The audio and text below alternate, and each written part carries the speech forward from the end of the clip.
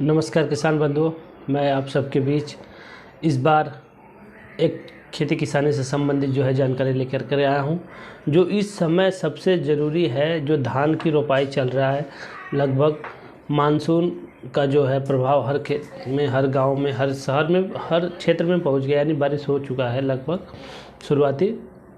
और इसमें किसान बंधु खेती किसानी कर रहे हैं। खेती किसानी में सबसे ज़्यादा जो मुख्य फसल रूप से है धान पानी की खेती है। शुरुआत हो चुकी है, रोपाई हो चुकी है। लेकिन इन सब के बीच सबसे एक इम्पॉर्टेंट जो मैं बात करने जा रहा हूँ है कि पोषक तत्वों का प्रबंधन, यानी कि न्यूट्रिएंट मैनेजमेंट किस तरीके से करें, या खाद किस तरीके से दे, उर्वरक किस तरीके से दे, कौन सी दे, कब दे, कितनी मात्रा में दे, जिससे आपके फसल को अधिक से अधिक लाभ पहुँचे और उत्पादन अच्छा हो। तो पहला मैं बात करना चाहता हूं कि पौधों को 17 टाइप के पोषक तत्व आवश्यक होते हैं। उन 17 पोषक तत्वों में से जो मुख्य पोषक तत्व है, जो कि किसान अपने खेत में उर्वरक के रूप में, खाद के रूप में देता है, उसमें से nitrogen, phosphorus, potassium, calcium, magnesium, sulphur और माइक्रोन्यूट्रिएंट्स हैं।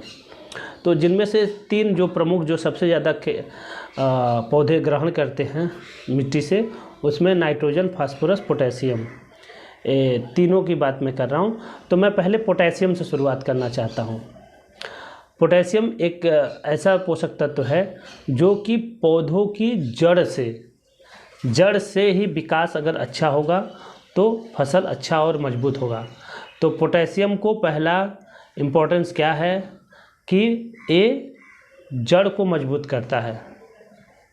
जड़ को मजबूत करेगा तो उसमें से रोग रोधी क्षमता, यानी कि पौधों में रोग से लड़ने की क्षमता भी विकसित हो जाएगी।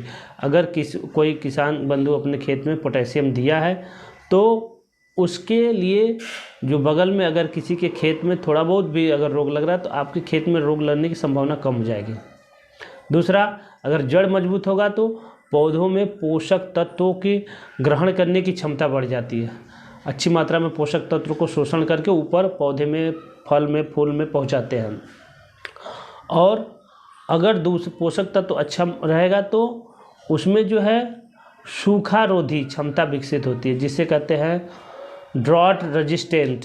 ये बहुत ज़रूरी हो जाता है, ड्रॉट रेजिस्टेंट, क्योंकि ये मानसून सीजन चल रहा है। कभी पर बारिश हो सकता है, कभी नहीं भी हो सकता है।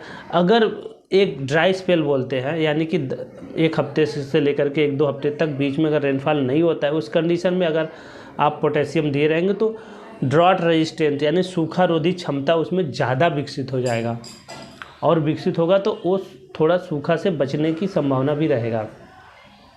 और तीसरा सबसे बड़ी इम्पॉर्टेंट पौधों में अगर आप पोटेशियम पर्याप्त मात्रा में दिए हैं, जितना साइंटिस्ट रिकमेंडेड करते हैं, तो क्या होगा, आपकी जड़ मजबूत होने से उनके तने भी विकसित होंगे। तना अच्छा मजबूत होगा। तना क्यों मजबूत?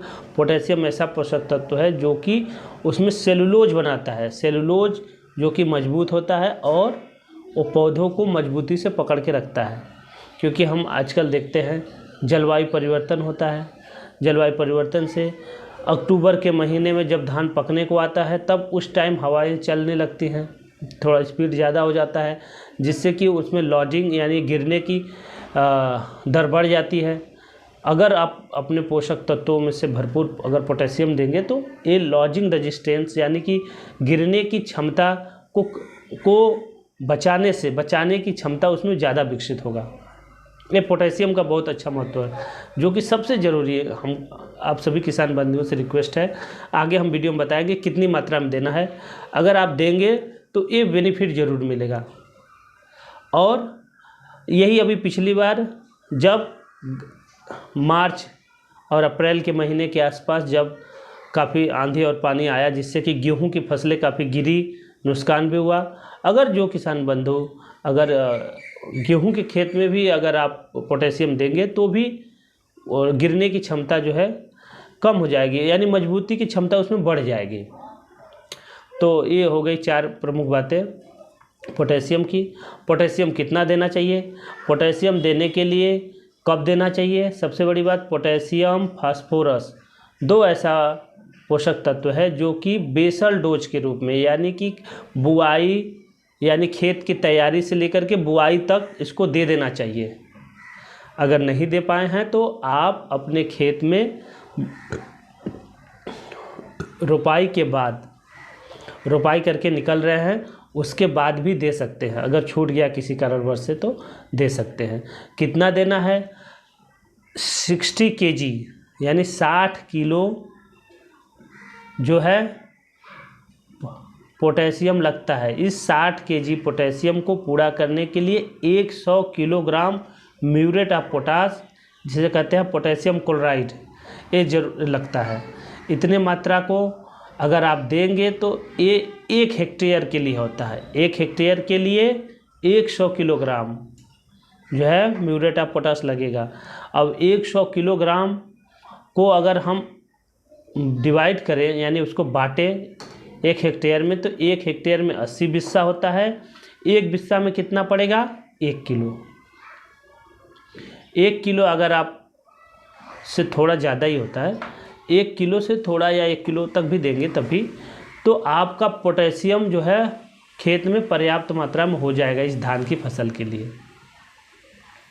अब बात आती है इसको कब देना है, बता दिया। खेत की तैयारी से लेकर के धान की रोपाई तक दे देना चाहिए।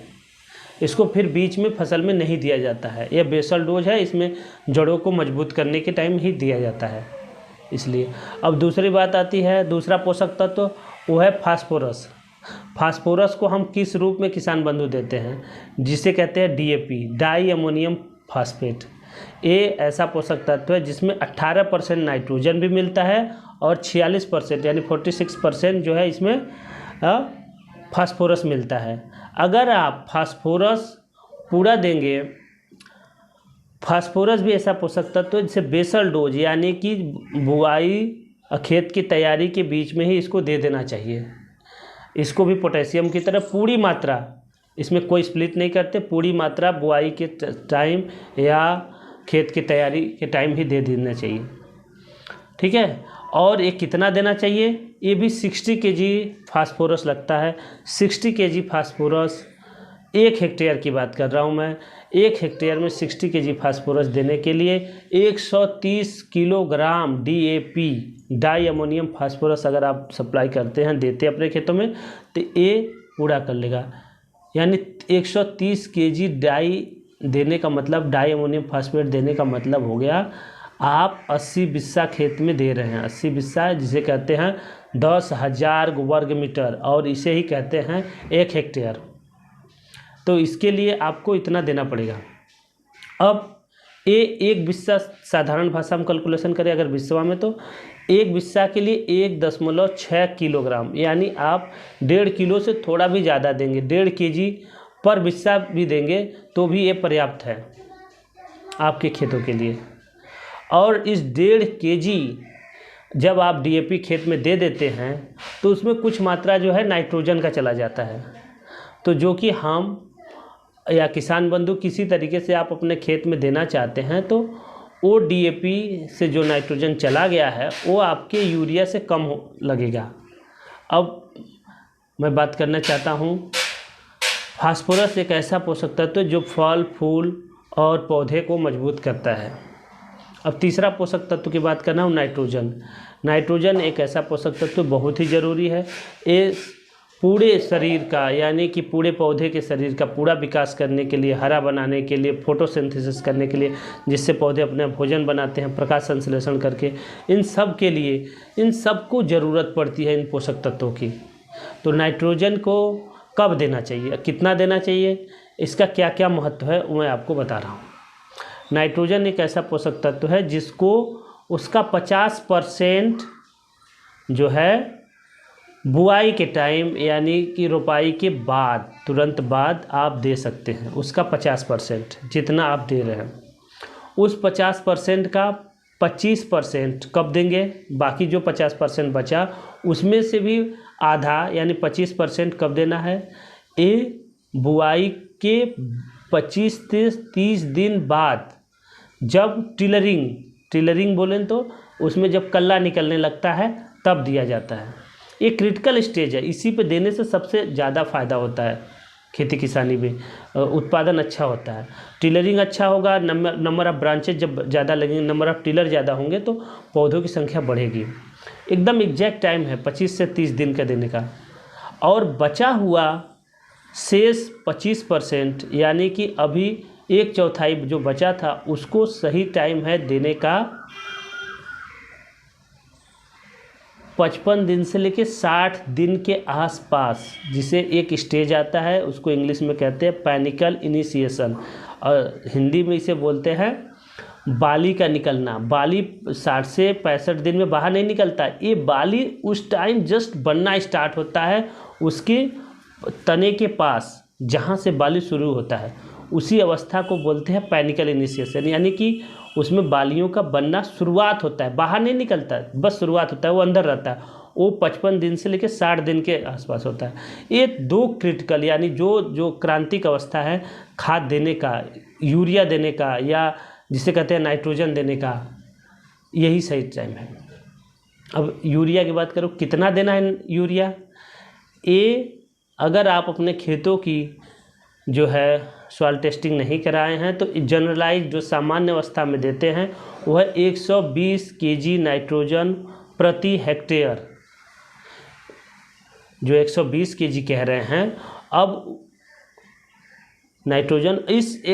नाइट्रोजन की सप्लाई किससे करेंगे? Sulphur coated urea. पहले सादा यूरिया आता था, अब उस पर एक सल्फर का एक लेयर लगा के आता है जिससे कि सल्फर की भी सप्लाई हो जाती है। या नीम कोटेड यूरिया होता है जिससे ये धीरे धीरे पौधों में मिट्टी में मिल कर के धीरे धीरे रिलीज हो करके पौधों में देर तक मिलता रहता है। पहले क्या होता था, यूरिया डायरेक्ट देने से जल्दी से वो डिकम्पोज करके सबको मिल जाता था, लेकिन कुछ पानी लीच होकर के चला जाता था। लेकिन सल्फर कोटेड या नीम कोटेड यूरिया देने से उसमें धीरे धीरे रिलीज होकर के पौधों के जड़ों तक काफ़ी दिनों तक मिलता रहता है। इसको देने का टाइम बता दिया, ठीक है। आधा बुआई के टाइम, आधा जो है 25 से लेकर 30 दिन, जिसे टिलरिंग अवस्था कहते हैं। फिर आधा का आधा यानी कि 25% जो बचा है वो 55 दिन से लेके 60 दिन के बीच दे दें पैनिकल इनिशिएशन स्टेज पर। कितना देना है? 120 kg nitrogen per hectare. 120 kg के लिए लगेगा 260 kg, लेकिन चूंकि हमने DAP दिया है तो उसमें नाइट्रोजन मिल गया है, इसलिए ये 230 kg ही लगेगा। 230 kg के लिए यूरिया लगेगा, लेकिन इस 230 kg ये 4 बीघा यानी कि 80 बिस्वा के लिए हुआ। लेकिन अगर आप बिस्सा के प्रति कैलकुलेट करेंगे तो ये 2.17 किलोग्राम, यानी मोटा मोटी पकड़े तो एक बिस्सा में 2 किलो देना होता है टोटल पूरे फसल में। तो यानी 1 किलो बुआई के टाइम, आधा किलो बिस्सा जो है 25 से 30 दिन, फिर आधा किलो जो बचा है वो 55 से लेकर 60 दिन के बीच में दे देना चाहिए, जिससे आपके फसल में काफ़ी मजबूती बना रहे, पौधे स्वस्थ हों और पर्याप्त मात्रा में फल फूल आए और धान की अच्छी उत्पादन हो। और सभी किसान बंधु इस समय धान लगा रहे होंगे, मुझे आशा है। आप सबको ढेर सारी शुभकामनाएं, आपकी फसल अच्छे हों। और इसी बीच आप सभी को मंगलयान 3 हमारे देश से लॉन्च हुआ है, आप सबको भी ढेर सारी शुभकामनाएं। इस बार मैं बोल रहा हूँ जय विज्ञान, जय जवान, जय किसान। नमस्कार किसान बंधु।